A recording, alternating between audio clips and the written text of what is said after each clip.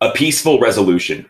The election of 1800 was a huge victory for Thomas Jefferson and the Republicans. Winning the presidency away from Adams and the Federalists was a huge deal because, well, for the first time ever in history, a president failed to make it to two terms. George Washington served 8 years and reluctantly, to the American people, left the presidency and walked away from it. John Adams had it taken away from him and the Federalists because people weren't happy with the first 4 years that he did. They didn't like, the first 4 years that he did were not good enough for people to honor him with another four. And because of that, there was the first ever shift of power from one political party to the next. Thomas Jefferson and the Republicans now have control of the government, and it's their turn to show the American people that, well, they made the right decision and put Thomas Jefferson in power. And only time will tell if that's true or not. However, many say the election was also a victory for America. For the first time ever, democracy proved that power can change hands without a single bullet being fired and a single drop of blood being shed. Think about it.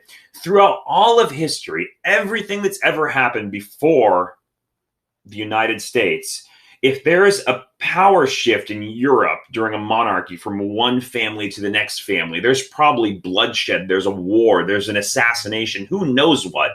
But nobody just gives power up and hands it over willingly to the next person. It goes to show you that democracy works. It works. When the American people want something different, they can vote for it, and things can just shift and happen without there being massive, ridiculous rioting and other things. And wow, do I feel like I'm oddly describing what's happening in 2020 right now. Oof, this slide did not age well from last year. Anyhow, the question is, all those things I just said, or was it true? Because as we're going to find out, there was definitely some bloodshed that happens just a few years after Thomas Jefferson takes power, because out of all the happiness and woohoo, haha, Republicans win, there was one man who was still left feeling pretty burned, and that was Aaron Burr. Now, some of you are like, but wait, Mr. Kleiner, Aaron Burr got second place, so he became the vice president like he was supposed to all along, right? Yeah, he did, but remember, there was a big problem. He had kind of tried to screw over Thomas Jefferson. I mean, he was supposed to have willingly told the people in the House of Reps to vote for Jefferson. That was the plan. And he tried to reach for power himself. This left Jefferson not really trusting the dude very much. So yes, Burr would remain Jefferson's VP until 1804. But like Hamilton, Jefferson just didn't really trust or like Aaron Burr after the election of 1800, and really kept him kind of frozen out of most important meetings and security briefings and intelligence briefings. So Aaron Burr was just kind of left spinning his thumbs. As many of you may or may not know, Thomas Jefferson was actually the vice president to John Adams for the 4 years while Adams was president, and it was the same thing.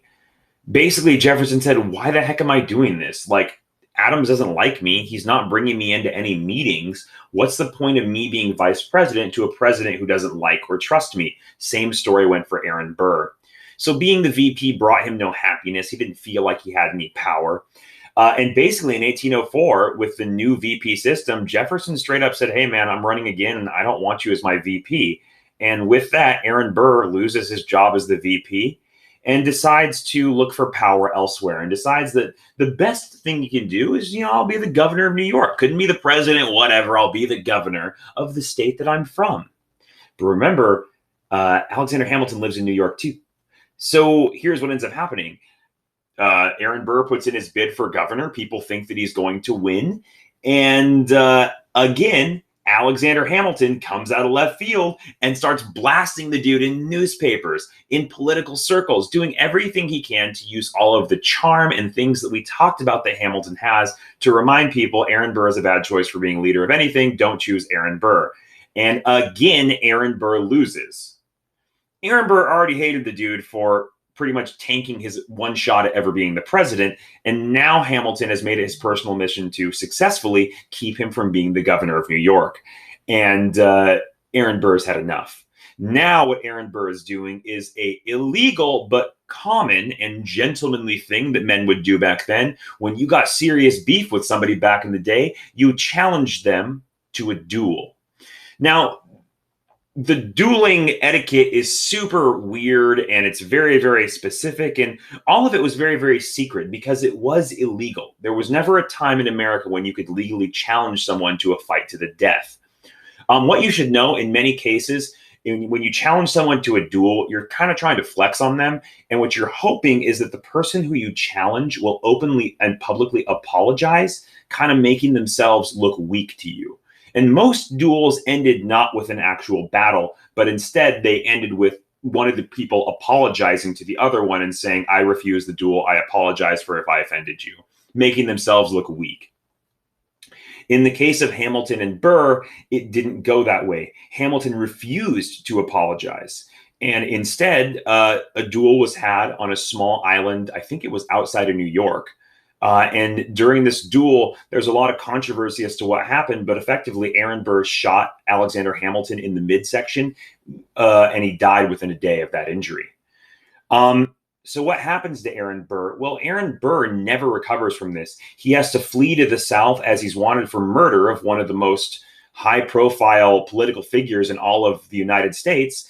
And due to some very rich and powerful friends, he's able to get charges dropped on him, but he kind of has to stay like low key under the radar for the rest of his life. He never, ever gets involved in politics again.